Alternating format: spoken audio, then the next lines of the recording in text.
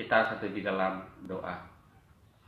Kembali kami bersyukur padamu ya Tuhan atas berkat anugerah pertolongan yang Tuhan berikan dalam hidup kami, di mana hari ini kami telah memuji, menyembah dan memuliakan nama Tuhan. Tiba saatnya kami merenungkan firman Tuhan. Berfirmanlah ya Tuhan, kami anak-anak-Mu siap untuk mendengar. Amin. Firman Tuhan untuk kita minggu ini yang terambil dari kitab 1 Tawarik 17 ayat yang ke-16 sampai dengan ayat yang ke-27. 1 Tawarik pasal yang ke-17 ayat 16 sampai dengan ayat yang ke-27. Demikian firman Tuhan.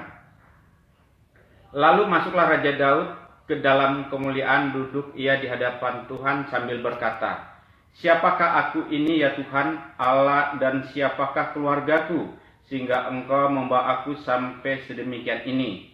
Dan hal ini masih kurang di mata-Mu, ya Allah, sebab itu Engkau telah berfirman juga tentang keluarga hamba-Mu ini dalam masa yang masih jauh, dan telah memperlihatkan kepadaku serentetan manusia yang akan datang, ya Tuhan Allah. Apakah lagi yang dapat ditambahkan Daud kepadamu dalam hal Engkau memuliakan hamba-Mu ini? Bukankah Engkau ia mengenal hamba-Mu ini? Ya Tuhan, oleh karena hamba-Mu ini dan menurut hati-Mu, Engkau telah melakukan segala perkara yang besar ini dengan memberi tahukan segala perkataan yang besar itu. Ya Tuhan, tidak ada yang sama seperti Engkau dan tidak ada Allah selain Engkau, menurut segala yang kami tangkap dengan telinga kami. Dan bangsa manakah di bumi seperti umat-Mu Israel yang Allahnya pergi membebaskan menjadi umat-Nya untuk mendapat nama bagi-Mu dengan perbuatan-perbuatan yang besar dan dahsyat, dan dengan menghalau bangsa-bangsa dari depan umat-Mu yang telah Kau bebaskan dari Mesir. Engkau telah membuat umat-Mu Israel menjadi umat-Mu untuk selama-lamanya, dan Engkau ya Tuhan menjadi Allah mereka.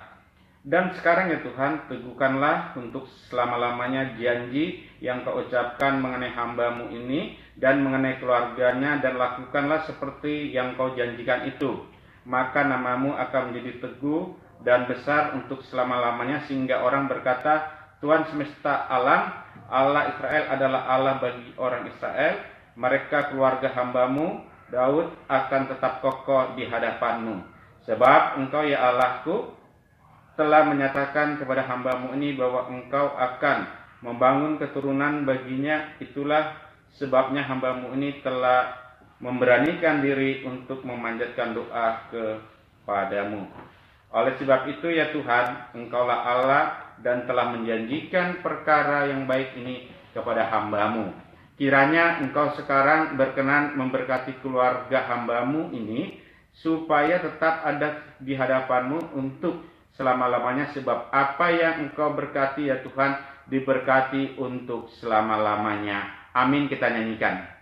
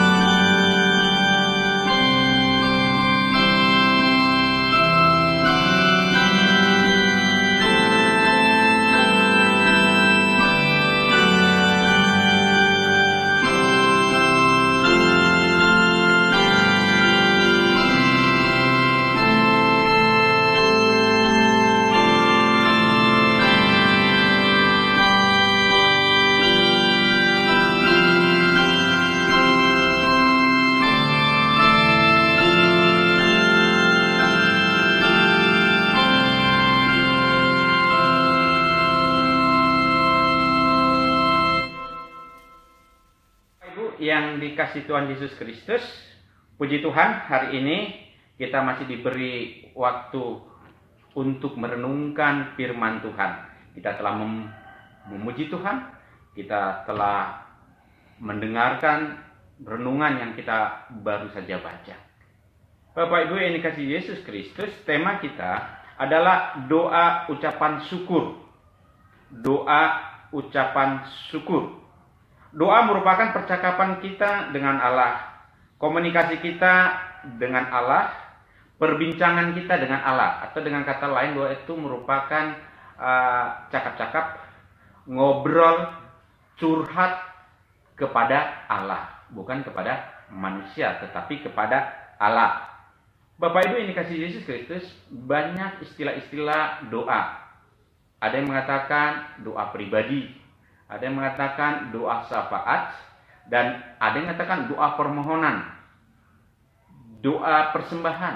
Nah, yang saat ini yang kita akan renungkan, yang akan kita pelajari adalah doa ucapan syukur.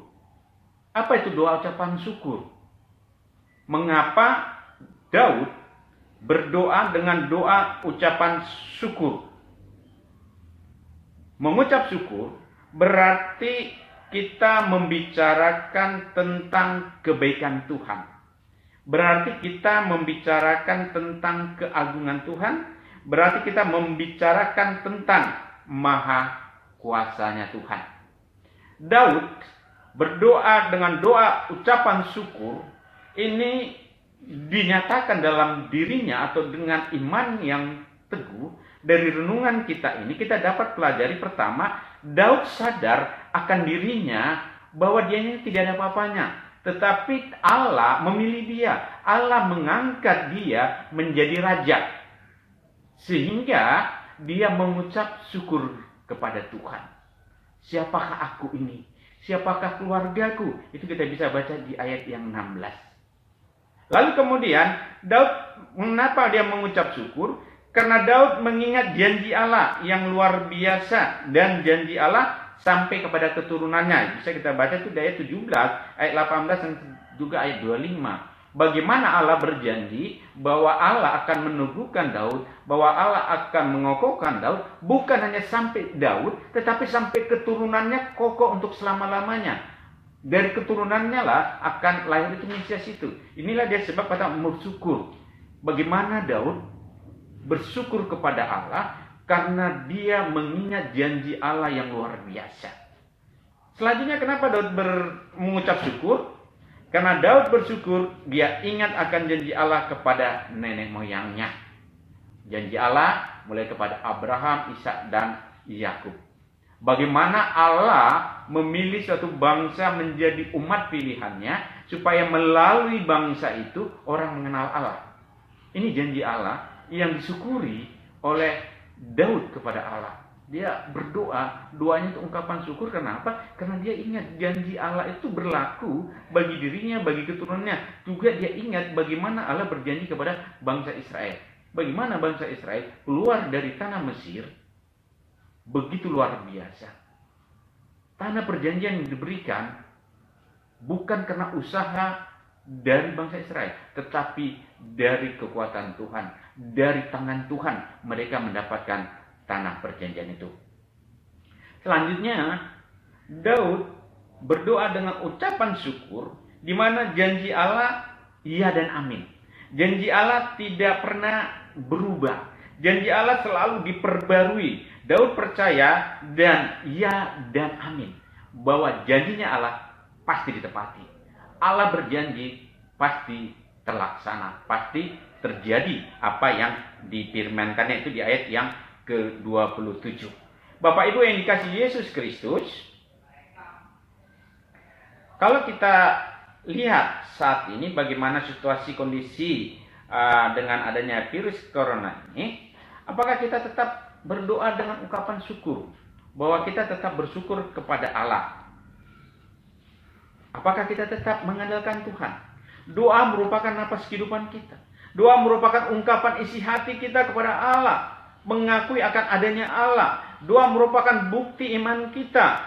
Doa sangat penting bagi kita. Orang percaya adalah orang yang selalu berdoa kepada Tuhan. Tetapi yang menjadi masalahnya adalah, apakah doa kita ini merupakan doa ungkapan syukur atau doa hanya permohonan-permohonan? Ya, banyak orang hanya doa permohonan. Sehingga ketika doanya tidak diterima Tuhan, lalu dia bersungut-sungut. Doa ini juga merupakan perintah Allah. Dan Allah memerintahkan kepada kita bisa baca juga di kitab Yeremia 33 ayat 3. Berserulah kepada Tuhan. Datanglah kepada Tuhan. Mintalah kepada Tuhan. Yesus juga mengajarkan murid-muridnya berdoa. Itu kita bisa baca Matius 26 ayat 36. Lalu Yohanes 17 bagaimana Yesus berdoa untuk pengikut-pengikutnya, untuk murid-muridnya. Di kitab 1 Tesalonika 5 ayat 17, di situ dikatakan tetaplah berdoa. Jadi doa merupakan perintah yang Tuhan inginkan, yang harus kita lakukan di dalam kehidupan kita. Minggu ini adalah minggu rogate, yang artinya bersyukur, berdoa kepada Tuhan.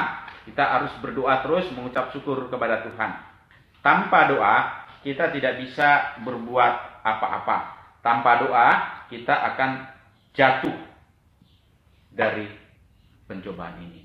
Bapak Ibu yang kasih Yesus Kristus, marilah kita terus datang kepada Tuhan dengan doa-doa ungkapan syukur. Bukan hanya doa-doa permintaan, doa-doa permohonan, tetapi ungkapan syukur yang mengakui akan kuasa Tuhan, yang mengakui akan kebaikan Tuhan di dalam diri kita. Sebagaimana pemazmur Raja Daud melihat betapa Tuhan itu baik, betapa Tuhan itu luar biasa, betapa Tuhan tetap akan janji-janjinya. Inilah diungkapkan syukur dia kepada Allah. Mari kita terus bersyukur kepada Tuhan. Amin, kita nyanyikan.